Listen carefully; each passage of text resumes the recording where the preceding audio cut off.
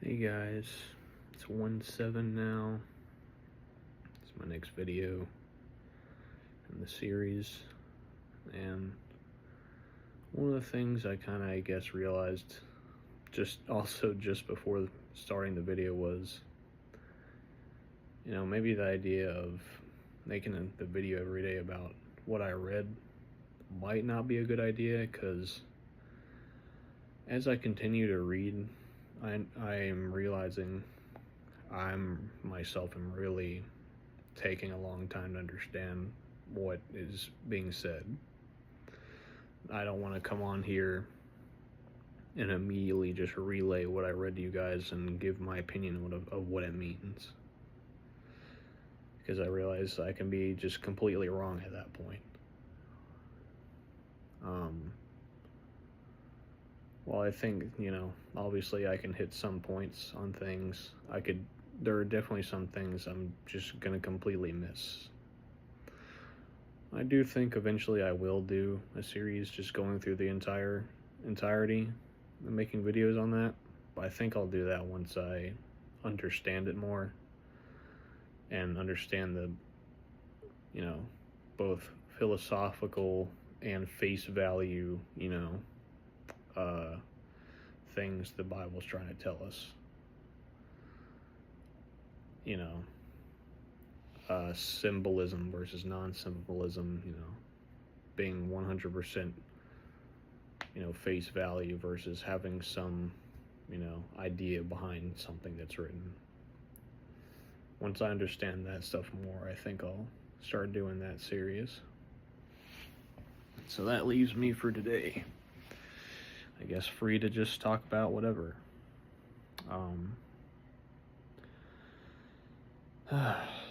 Not entirely sure what to make today's video topic about.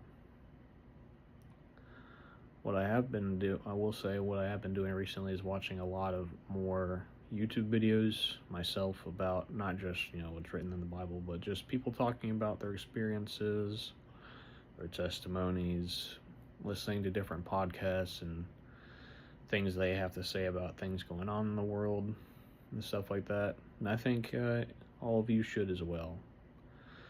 Obviously, one thing, you gotta learn to navigate is false prophets. Many people will be deceived by people who are just wrong. And that's one of the reasons why I decided not to continue the series of reading through every day and then coming on here. Was, I didn't want to be wrong and then deceive people with my opinion that's wrong. I want to understand the Bible more before going in depth through it every day. But of course I'll quote from it, I'll use it and stuff like that. I'm not going to sit here and be like, not use the Bible at all. Yeah. One of the things I've been watching is stuff, from before I start that, I'm Protestant because I grew up in America. I grew up in a United Methodist church, and I don't go to the same one I did when I was a kid. And as I said, I came back to the faith recently, and I think in the first video I said I started going to a new church recently, and it's also United Methodist Church, but that's because it's just was the closest one to me, closest church to me. And I had no idea it was United Methodist before I even had got there. So yeah, I go to one of those and I like it. And I do see a good reason why a lot of young men these days, especially in America or in Europe or stuff like that, really start listening more to Greek Orthodox type of stuff, because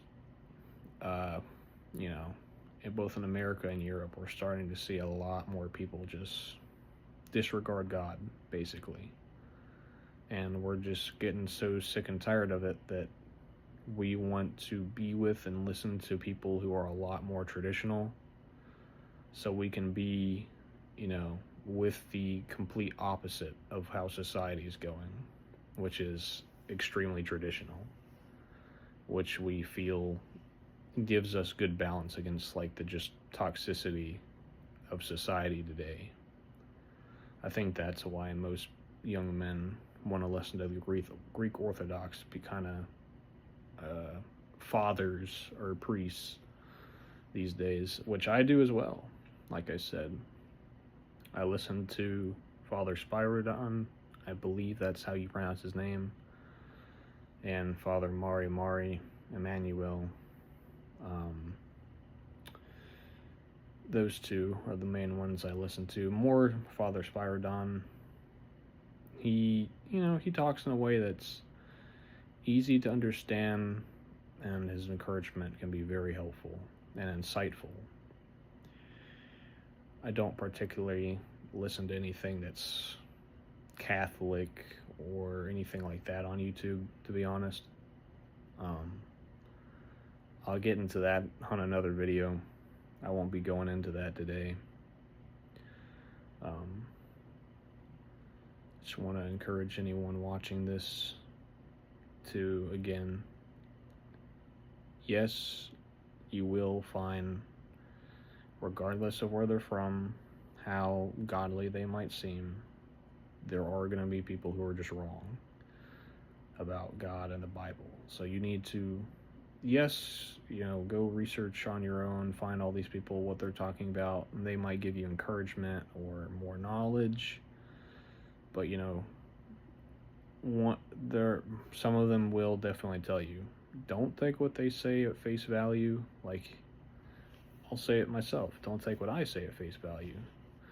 Take it, let it encourage you, but maybe hold on to it for a little bit and do research of your own through the Bible and prayer before you just completely believe what you hear or see on the internet, regardless of how good and right it sounds to you. That's one of the big things for me that I've realized lately is I've been way too ready to accept things I want to hear versus don't want to hear. That's a big thing. You can't just deny something you don't want to hear without even giving it a chance and just readily accept everything you want to hear. That's how a lot of, people in the Bible were described as people who didn't want to hear the truth because, they weren't ready to accept what they weren't used to. So keep that in mind as well. I'm still going through a bit of, transformation myself, deciding what I want to believe in regarding church service and stuff like that, and what denomination or maybe non-denominational. Obviously, Christ intended for there to be no denominations, and that we shouldn't be divided against one another on topics. That was the ultimate goal, was for just to be no division, but unfortunately that doesn't exist. One thing I will say, obviously I will go into it completely on a different video for Catholicism, but for like Greek Orthodoxy and Catholicism, while I can appreciate their traditionalism, one thing I really don't like that both of them do actually is the veneration or almost worship. I know it's not literal worship, but praise of saints and stuff like that. It's like, it just makes me think, if we were to speak today to someone like Paul, who wrote a lot of the books of the New Testament, we all know what he went through. If someone like that were alive today or came back and realized that we had praised him as some sort of as a saint and stuff like that, I'm sure he'd probably be extremely angry. All the stuff he went through, all the feelings he went through of not feeling good enough, all the this, that, all the wanting to, be free from his mortal chains and be with God, feeling like he wasn't good enough, and that only Jesus Almighty was good enough to be worshipped and revered in that regard. You know, him and the disciples themselves would probably be not so happy with the way some of the Catholic Church and Orthodox churches, revere saints. They would say, why are you doing this? You should only be revering Christ himself, not us. While you can take what we say and, learn from it and come to Christ, you shouldn't be revering us specifically. That's one of the reasons I don't exactly trust, or am not yet willing to trust completely, Orthodoxy or Catholicism. And of course, there are a lot more things in Catholicism that run along those lines, especially stuff like the mom of Jesus, Mary, and all the stuff like that. And secondly, like I said, I'll leave it for another video on Catholicism. Secondly, Greek Orthodoxy. One thing I do like about them, though I'm not entirely sure about their saints thing and stuff like that, is they seem to have like a sort of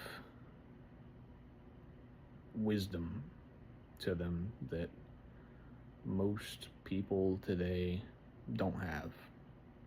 And it's nice and refreshing to listen to. That's why I encourage any of you watching this to look up someone like Father Spyridon. I think it's Spyridon, I believe, his YouTube channel. You should go check him out. He's a good guy, has a lot of knowledge and wisdom. But my main focus of this YouTube channel, overarching everything else, is supposed to be encouragement. So I think I'll take a couple minutes for that now. I encourage each and every one of you to seek out on your own and pray on your own to God what he might want you to do, where he might want you to be. Maybe he wants you to be at a certain denomination, not because of that denomination's specific beliefs, but because he wants you to help someone specifically that's at that church. Maybe through that church you'll help somebody that the church is, helping through ministry and stuff like that, and service type stuff. You never know. Just be encouraged to pray about everything, not just the big things, but the little things. One thing I want to say is today, it's important to give thanks to God as well about everything.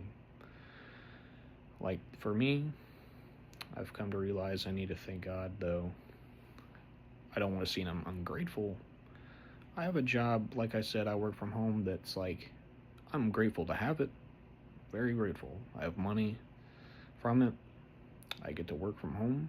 But it's like, I can tell that it's not really like what I'm meant to do in life, basically. Puts food on my table and stuff like that. But I realize, sitting here all day, every day, putting numbers into a computer probably isn't what I'm meant to be doing. But I'll still thank God for the opportunity to have it. I'll still thank God for, like I just did good on my annual review with my boss. So after that happened, what did I immediately do?